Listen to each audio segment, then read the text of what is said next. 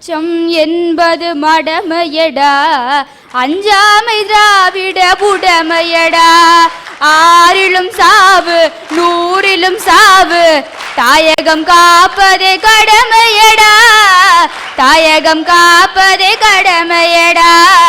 அச்சம் என்பது மடமையடா, அஞ்சாமை திராவிட உடமையடா.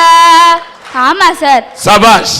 நீ மாட்டீங்க இந்த காலத்துல ஷக்கல்லக்க பேபி ஷக்கல்லக்க பேபி அப்படின்னு இருக்கிற இந்த காலத்துல அச்சம் என்பது மடமையடா என்று தலைநகரில் நின்று என் தமிழை அச்சமின்றி பறைச்சாற்றக்கூடிய என் தமிழ் மகளே நீ வாழ்க. ரொம்ப சந்தோஷமா இருக்கு. யார் யாரோ என்னென்னமோ கடமைகளை பத்திலாம் சொன்னாங்க. ஆனா இங்க இருக்கிற மடமையும் கொடுமையும் போக்கிட்டு நம்ம தாய்நாட்டை முன்னேற்றது தான் சார் நம்ம உடனே செய்ய வேண்டிய கடமை. நான் சொல்றது தேசத்தை காக்கிற கடமை. அந்த கடமைய நான் மட்டும் நினைச்சா போதாது சார், இங்க எல்லாரும் நினைச்சாலும் போதாது சார், ஒட்டுமொத்த இந்தியரும் கூடி செய்ய வேண்டிய கடமை சார். இப்ப நம்ம நாட்டு மக்களை காக்க வேண்டிய பொறுப்பை அரசியல்வாதிங்க கிட்டையும், எதிரி நாட்டிலிருந்து நம்ம நாட்டை காக்க வேண்டிய பொறுப்பை ராணுவ வீரர்கிட்டையும் ஒப்படைச்சிருக்கோம். அதுல ராணுவ வீரன் அவனோட கடமையை ஒழுங்கா செஞ்சுட்டு இருக்கான் சார். ஆனா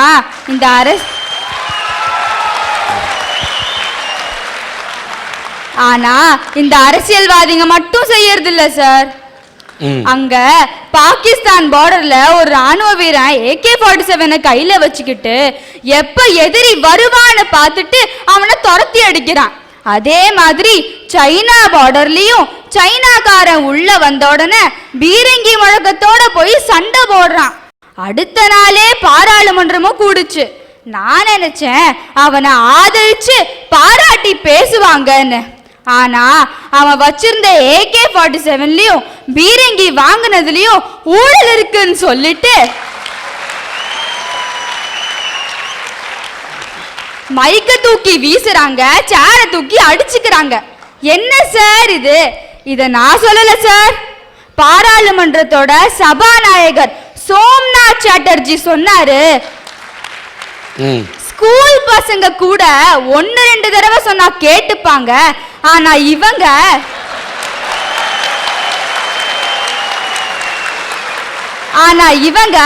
அவங்கள விட மோசமா நடக்கிறாங்கன்னு சொல்லிட்டு எழுந்திருச்சு போயிட்டாரு சார்.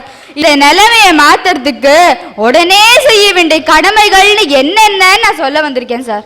சமீபத்துல வாரமலர்ல ஒரு செய்தி வந்துச்சு, நீங்க எல்லாரும் படிச்சிருப்பீங்கன்னு நினைக்கிறேன், இருந்தாலும் சொல்றேன்.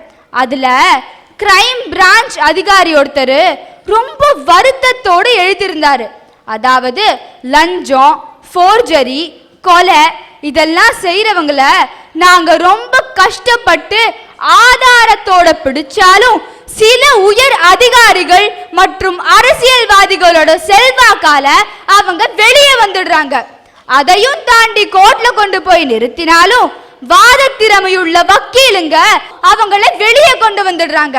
இதனால எங்களோட முயற்சியும் கெடுத்து நாட்டையும் கெடுத்துடுறாங்கன்னு எழுதியிருந்தாரு. சரி, அவங்களோட தொழில் கடமை என்னன்னா அவங்கள நம்பி வரவங்களை காப்பாத்துறது, வெளியே எடுத்துட்டு வர்றதுதான். ஓகே, ஆனா அதுலயும் ஒரு சமூக பொறுப்பு வேண்டாமாங்க? அந்த குற்றவாளி வெளியே வந்தா 1-2 பேருக்கு ஆபத்துன்னா பரவாயில்லன்னு சொல்லலாம், ஆனா நாட்டுக்கே ஆபத்துங்கும் போது கொஞ்சம் யோசிக்க வேண்டாமா?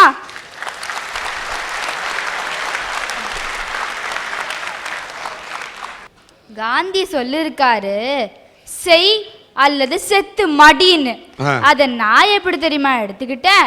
நீ கடமையை ஒழுங்கா செய்யறியா இரு, இல்லையா எப்படியோ செத்து ஒழிஞ்சு போ அப்படின்னு நீ எடுத்துக்கிட்ட. நம்ம இளைஞன் என்ன சொல்றான்? செய் அல்லது செத்து மடி. சொல்லிவிட்டார் அல்லவா, காதல் செய், இல்லை என்றால் செத்து மடி. என்னோட கண்ணோட்டத்துல எவையெல்லாம் உடனே செய்ய வேண்டிய கடமைகள்னு பார்த்தா ரொம்ப ஒன்றும் இல்லைங்க, 2-3 தான். இத மட்டும் செஞ்சுட்டா இந்தியாவும் பாதுகாக்கப்படும், நாமும் வரப்போற ஆபத்திலேருந்து தப்பிச்சுக்கலாம்.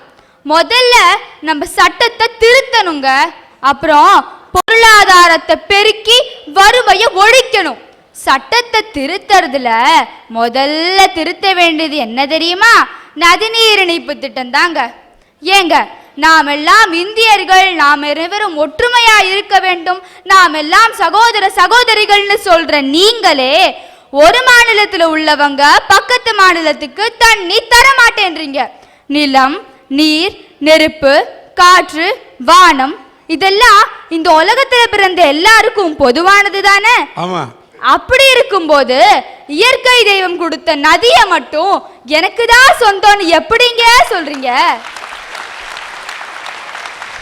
காற்றும் நீரும் வானும் நெருப்பும் பொதுவில் இருக்குது, மனிதன் காலில் பட்ட பூமி மட்டும் விரிந்து கிடக்குது.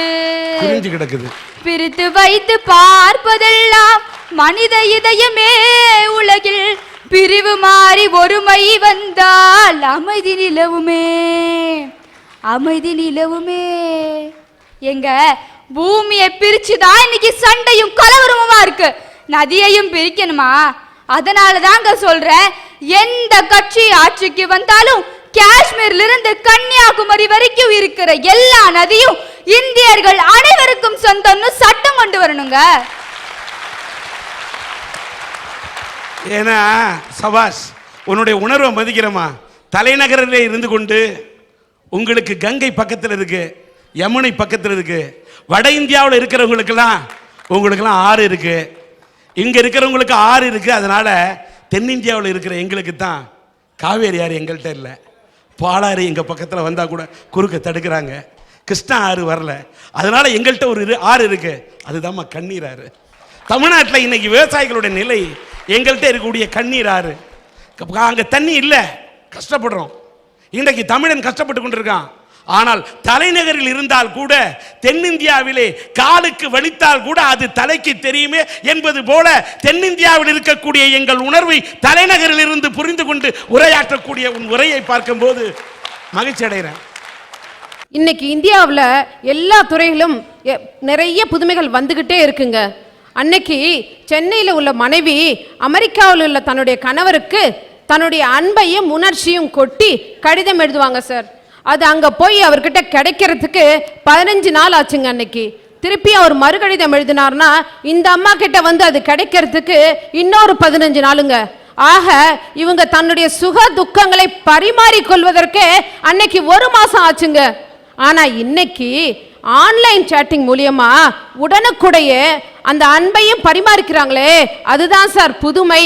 சார் சொல்லுங்க ஐயா. சொல்றாங்க அந்த காலத்துல லெட்டர் போட்டா 10 நாள் ஆகும், 15 நாள் ஆகும். இன்னைக்கு இங்க இருந்து ஹேன்னு சொன்னா அங்க இருந்து ஹேன்னு சொல்லுவாங்களாம். சார், நான் சென்ட்ரல் ரிசர்வ் போலீஸ்ல வேலை செய்யறேன் சார். நான் கல்யாணம் ஆகும்போது காஷ்மீர்ல இருந்தேன். என் மனைவி எனக்கு லெட்டர் எழுதுவாங்க. அது ஒரு 10 நாள் பொறுத்து என்கிட்ட வந்து சேரும். பகல் 10 மணி வாக்குல வந்து சேரும். உடனே பிரிச்சு படிக்க மாட்டேன், பத்திரமா பாக்கெட்ல வச்சிருவேன். ஏன் தெரியுங்களா? மனைவி கடிதம் எழுதி முடிச்சிட்ட பிறகு மடிச்சு ஒட்டிருப்பாப்பார். அப்ப அவளோட மூச்சு காத்து அது உள்ள இருக்குமே, வெட்ட வெளியில பிரிஞ்சா வெளியே போயிடுமேன்னு பத்திரமா வச்சுக்கவேன் சார். வச்சுக்கிட்டு ராத்திரி 8 மணிக்கு எல்லாம் டியூட்டிலாம் முடிச்சிட்டு கம்பளி அப்படியே இழுத்து போத்திட்டு டார்ச் வெளிச்சத்துல அவ வாசனை கலந்து அந்த லெட்டரை பிரிச்சு புள்ளியார் சுழிலிருந்து 8 பக்கத்துக்கு அப்புறமா இருக்கிற புல் ஸ்டாப் வரைக்கும் படிக்கும் போது இருந்த சந்தோஷம் இருக்க சார், அது சார் சந்தோஷம். ஆனா அந்த சந்தோஷத்துக்கெல்லாம் இவங்க புதுமை ஒரு வேட்டு வச்சிடுச்சு சார். செல்போனு ஒன்று வந்தது சார். அதே மனைவி தான் இன்னைக்கு எனக்கு இப்பவும் இருக்காங்க. நானும் அதே அன்பு தான் செலுத்துறேன். அந்த என் மனைவியும் என் மேல அதிக அன்பு தான் வச்சிருக்கா. அன்புல எந்த குறையும் இல்ல. செல்போன் வாங்கி கொடுத்துட்டேன். முதல் நாள் செல்போன்ல பேசினேன். எடுத்தா ஒய்ஃப் எடுத்து, சொல்லுங்க நல்லா இருக்கீங்களா, சாப்பிட்டீங்களா? 2வது நாள் போசினேன், சொல்லுங்க சாப்பிட்டீங்களா? 3வது நாள் சொல்லுங்க. 4வது நாள் 5வது நாள் போன் பண்ணேன், தொடர்பு எல்லைக்கு அப்பால் உள்ளார். இதான் சார் இவங்க புதுமை. கொடுமை சார், கொடுமை. இவர் இன்னைக்கு டெல்லியில இருக்காரு. இவர மாதிரியான ராணுவ வீரர்கள் காஷ்மீர்லயும் ஜம்முலயும் இருக்கிறாங்க. அவங்க இவ்வளவு தூரத்துல இருக்காங்க. ஏற்கனவே இவரே சொன்னாரு 15 நாள் கழிச்சு தான் லெட்டர் போய் சேருதுன்னு. அந்த லெட்டரை அதுல ஒரு சுகமான செய்தி இருந்தா நான் ஒத்துக்கிறேன் சார், இவர் சொல்றது சரிதான். ஆனா ஒரு அவசர ஆபத்தான செய்தி இருந்ததுன்னா அத நைட்டு போரிய இழுத்தி போத்துக்கிட்டு படுத்து பார்த்தாருன்னா அவர் மனசு என்ன பாடுபடும் சார்? இத உணர பாருங்க சார். அமெரிக்கா ஒரு வல்லரசு நாடு, நம்ம எல்லாத்துக்குமே தெரியும். அந்த அமெரிக்கா ஒரு சேட்டலைட்டை விட்டுருந்தாங்க ஐயா. அந்த சேட்டலைட் எதுக்கு விட்டுருந்தாங்கன்னா எல்லா உலக நாடுகளையும் உளவு பார்க்கறதுக்கும் எந்த நாடு எந்த நேரத்தில் என்ன செய்யறான்னு கண்டுபிடிக்கிறதுக்கும் தாங்க. அப்பேற்பட்ட அமெரிக்காவுடைய கண்ணிலேயே மண்ணை தூவிட்டு பொக்ரான்ல நம்ம அணுசோதனை நடத்தி வெற்றி பெற்றோம் ஐயா. அன்னைக்கு தாயா உலக நாடுகள் நம்மளை பார்த்து வியந்தது. அதுதாயா நம்மளுடைய வியக்கத்தக்க புதுமை. ஒரு ஆய்வு சொல்லிருக்கு 2025ல 3 உலக நாடுகள் கூடி உலக பொருளாதாரத்தை நிர்ணயிக்க போறாங்க. அதுல ஒன்று அமெரிக்கா, இன்னொன்னு சைனா, மூணாவது நம்ம இந்தியா சார். இதெல்லாம் எதனால? இதெல்லாம் இந்த மாதிரியான புதுமையினால தானே சார். கற்பது மாணவனின் கடமை, கற்பிப்பது ஆசிரியரின் கடமை. பாசம் கொடுப்பது பெற்றோரின் கடமை, முதிர்ந்த வயதில் அவர்களை பாதுகாப்பது மகனது கடமை.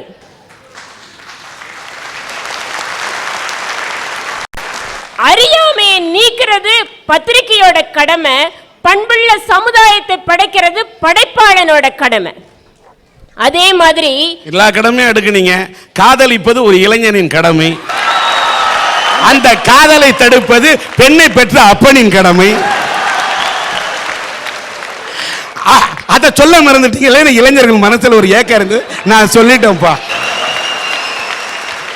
அதே மாதிரி சார், லட்சங்களை தேடாம லட்சியத்தை தேடி போறது அரசியல்வாதியோட கடமை. ஒரு தருதலையை தேடாம தலைவனை தேடுறது தனி மனிதனோட கடமை. அந்த தனி மனிதன் தன்னோட கடமைகளை வரிசையா செஞ்சுக்கிட்டே வந்தான்னா இந்த உலகம் உன்னதமான இடத்துக்கு போயிரும் சார். இந்த சமுதாயத்தை உருவாக்குறதுல முக்கியமான பங்கு ஆசிரியருக்கும் எழுத்தாளர்களுக்கும் பத்திரிகையாளர்களுக்கும் இருக்குன்னு நினைக்கிறதுனால நான் அவங்களுடைய கடமைகள்ல இருந்து வரேன். ஆசிரியர்கள் எடுத்துக்கோங்க, அவங்களுடைய கடமை பாடம் சொல்லி கொடுக்கறதுன்னு சொன்னா சரியா? சரி. ஆனா பாடம் சொல்லி கொடுக்கறது மட்டும்தான் அப்படின்னு சொன்னா அது தப்பு. மாணவன்கிறவன் மாண்புகள் நிறைந்தவனாய் இருக்கணும். அப்படிப்பட்ட ஒருவனை உருவாக்கணும்னா அந்த ஆசிரியை தான் ஒரு முன்மாதிரியா இருந்து அவனுக்குள்ள இருக்கக்கூடிய பொறாமையை நீக்கிட்டு பொறுமையை வளர்க்கணும், ஆணவத்தை நீக்கிட்டு அடக்கத்தை வளர்க்கணும். அப்படி வளர்த்தா 100% நீ மார்க் வாங்க வைக்கிறியோ இல்லையோ அவனை 100% பண்புள்ளவனா உருவாக்கி காட்டு. அதான் ஒவ்வொரு ஆசிரியருக்கும் உள்ள கடமை. அதே மாதிரி பத்திரிகைகளை எடுத்துக்கோங்க. பத்திரிகைகளோட கடமை என்ன? மக்கள் மனசுல அறியாமை இருக்குது, பத்திரிகை செய்தி தரணும், படிக்கணும், படிச்ச உடனே அந்த அறியாமை விலகி ஓடி போகணும். அப்படி இருக்கணும் பத்திரிகை. ஆனா இன்னைக்கு பத்திரிகை அப்படி இருக்குதா? இல்லையே. 2 நாளைக்கு முன்னாடி ஒரு பத்திரிகை செய்தியை நான் பார்த்தேன் சார். கட்டம் கட்டி போட்டிருக்க அந்த செய்திய. சென்னையில் நடனம், கீழே கண்ணை கூசுற மாதிரி பார்க்கிறதுக்கு ஒரு படம், அதுக்கு கீழே வர்ற செய்தியை பாருங்க. சென்னையை அடுத்த இருங்காட்டுக்கோட்டையில் நேற்று தேசிய கார் பந்தயம் நடந்தது. இதில் வெற்றி பெற்றவர்களுக்கு பரிசு விழா ஒரு 5 நட்சத்திர ஓட்டலில் நடந்தது. விழாவில் நடந்த கலை நிகழ்ச்சியில் நடைபெற்ற பெண்களை படத்தில் காணலாம். இது செய்தி. இந்த செய்தி நமக்கு என்னத்தை தருது? சென்னையில டான்ஸ் நடந்ததுன்னு சொல்லுதா? இல்ல சென்னையில இப்படி ஒரு 5 நட்சத்திர ஹோட்டல் இருக்குங்கிறத சொல்லுதா? இல்ல சென்னைக்கு பக்கத்துல இருக்கக்கூடிய இருங்காட்டுக்கோட்டைங்கிற பக்கத்துல தேசிய கார் பந்தயம் நடந்ததுங்கிறத சொல்லுதா? யோசிச்சு பாருங்க, இந்த செய்தி எப்படி தரப்பட்டிருக்கணும் நமக்கு. இந்த போட்டியில எத்தனை நாடுகள் கலந்து கொண்டன, யார் பரிசு பெற்றா, எத்தனை பேர் கலந்துகிட்டாங்க, என்னைக்கு நடந்தது, எப்ப நடந்தது, அவன் வெற்றி பெறதுக்கு எவ்வளவு முயற்சி பண்ணி அந்த வெற்றியை எட்டி பிடிச்சாங்கிறத செய்தியை சொல்ல வேண்டாமா? அதை படிச்சால எங்க பிள்ளைங்க இத மாதிரி நானும் முயற்சி பண்ணி முன்னுக்கு வரணும்னு நினைக்கும். ஒரு பத்திரிகையினுடைய கடமை இதுவா? இப்படிப்பட்ட செய்திகளை இப்படியா தரணும்? யோசிச்சு பாருங்க. சரியான செய்திகளை, தரமான செய்திகளை சரியான நேரத்தில் தருவதுதான் ஒரு பத்திரிகையினுடைய கடமை. அப்படி கொண்டு வரதான் ஒரு பத்திரிகையாளனுடைய கடமை.